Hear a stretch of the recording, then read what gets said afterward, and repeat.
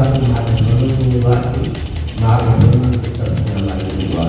कांग्रेस से हमारी कांग्रेस की कोई ऐसी बात नहीं थी महागठबंधन से हटने का या महागठबंधन से अलग हटकर उम्मीदवार बनने का, ऐसी कोई बात नहीं। हम लोग एक हैं, एक रहेंगे। नमस्कार, आप लाइव सिटीज देख रहे हैं। आपके साथ मैं हूं वसीम खान। बांकीपुर विधानसभा उपचुनाव को लेकर के आरजेडी ने अपने उम्मीदवार के नाम की घोषणा कर दी है।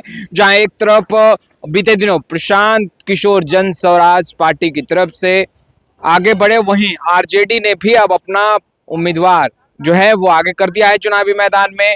रेखा गुप्ता, देखिए रेखा कुमारी जो 2025 बिहार विधानसभा चुनाव में आरजेडी की तरफ से प्रत्याशी बनाई गई थी। एक बार फिर आरजेडी ने भरोसा जताया है रेखा गुप्ता पर। और देखिए मंगनी लाल मंडल ने महागठबंधन को लेकर के बड़ा बयान दे दिया है।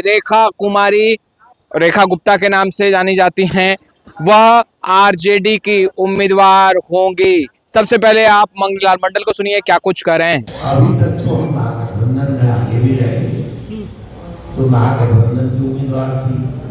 हमने तो पहले कहा कि महागठबंधन की उम्मीदवार थी, महागठबंधन की तरफ से हमारी उम्मीदवार। कांग्रेस की तरफ से भी चर्चा है कि उम्मीदवारी हो सकती है। कांग्रेस से हमारी ऐसी कांग्रेस की कोई ऐसी बात नहीं की है महागठबंधन से हटने का या महागठबंधन से अलग हटकर उम्मीदवार बनने का, ऐसी कोई बात नहीं। हम लोग एक हैं, एक रहेंगे। लेकिन कांग्रेस तो पहले कोई बातचीत नहीं हुई थी इस बांकीपुर सीट को लेकर। बात हो गई थी, तब उम्मीदवार घोषित हो गया। नेता भी नहीं है कांग्रेस के एक भी। महागठबंधन की उम्मीदवार है, जो कष्ट दिया है, बुलाया है।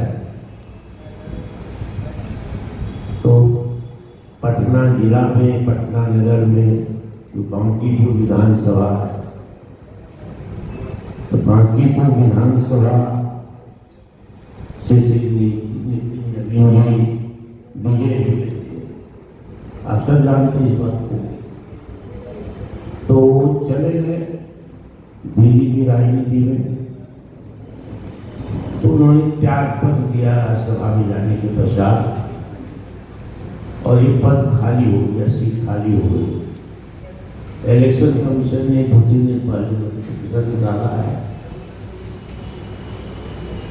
तो चुनाव होना है।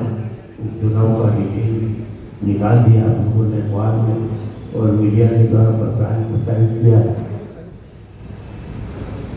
हमारी पार्टी ने निर्णय किया है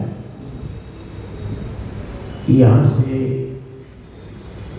हमारी पार्टी की उम्मीदवार श्रीमती रेखा कुमारी होगी, क्योंकि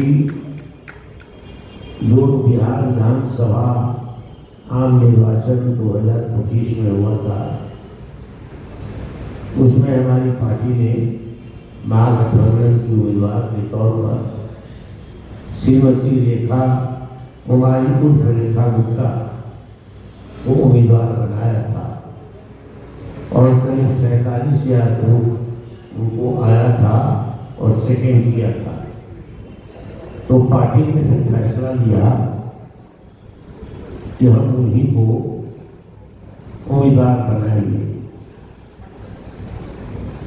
तो हम लोगों को जो पार्टी का निर्णय हुआ, बाकी आप लोगों को जानकारी दे दें, क्योंकि प्रतिदिन 10-5 पत्रकार बंधु पूछते रहते हम लोगों से किसी न किसी को कि आपका उम्मीदवार कौन होगा, कब होगा। तो उस समय पर हम लोगों ने कहा कि आपको अवगत करा देंगे। तो आज 6 तारीख को पहला दिन है नॉमिनेशन का, पहला दिन है ना जी, आज ही से है, 13 तक है। तो हम लोग घोषणा करते होने के बाद पिछले बार राजद लड़ा और लगभग 50,000 वोट आया। जमीनें तैयार की गई, महागठबंधन के सहयोगी दल उस समय उस सीट पर लड़ने के लिए तैयार नहीं थे। राजद लड़ी, तो राजद ने जमीन तैयार की, लगातार वो काम कर रहे। तो सब गठबंधन का ये फैसला है, अलग से खालसा कोई इसमें कोई सवाल नहीं न है।